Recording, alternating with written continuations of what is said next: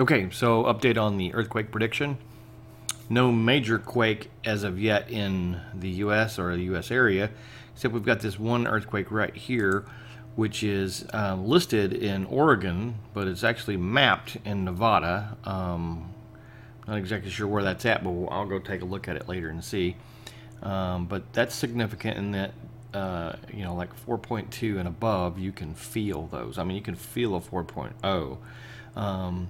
But when you start getting 4.5s and above, you can really feel those. So that's fairly significant.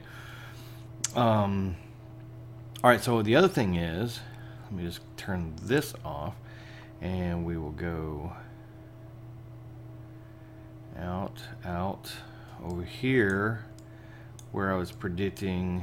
Not that I'm any special genius on this at all, but okay, so in this area here, like the Ring of Fire area,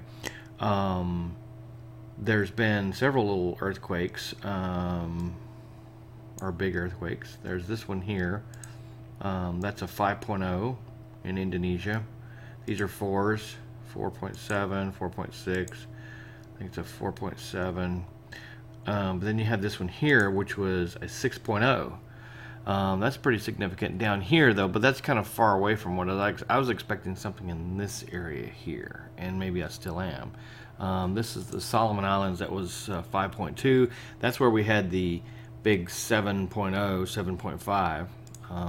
There's a 5, another 5 over in Fiji area. So just a little update on that kind of stuff. You'll notice that this is a map of that area utilizing earth wind, and this kind of is a really good weather type map. But you can see that, I mean, there's this big pressure area here that's being that was a typhoon. It's actually weakening, but these typhoons that had been going up in this area here, a lot of times some of those smart guys, that these are related to like earth spots, almost like a sunspot, but earth. They're magnetic. It's producing these weather changes, like for instance this one right.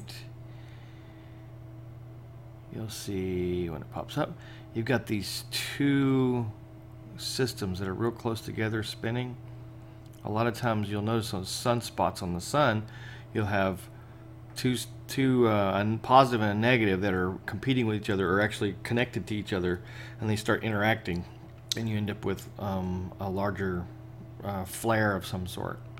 Anyway, I want to quick talk about something else that y'all might have heard about, that the sun is going to sleep. The sun goes through these patterns of production of sunspots. And this right here is the solar cycles, 21, 22, 23, and 24. We're in 24 now.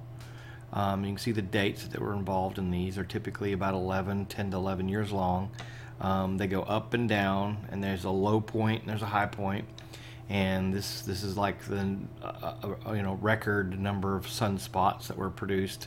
And then, as you can see, it kind of starts changing its the peaks on this, and now we're in this one here, which is the lowest number of sunspots we've seen. Well, in our generation for sure, but in multiple generations.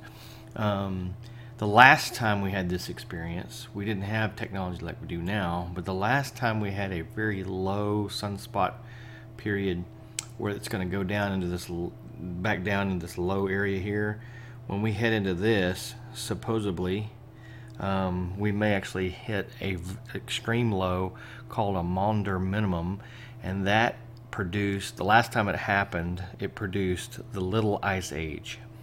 And so if in fact we all, the world doesn't end, it's possible that we could have another Little Ice Age in the next 10 to 15, possibly 30 years, depending on how long this drags out. Okay, we're going to close out with a shot of the sun. This is like a coronal hole. Coronal holes there. These are like small sunspots. These are huge strings of plasma sticking off the sun. These storms along there, that's pretty cool. Anyway, you have a good night.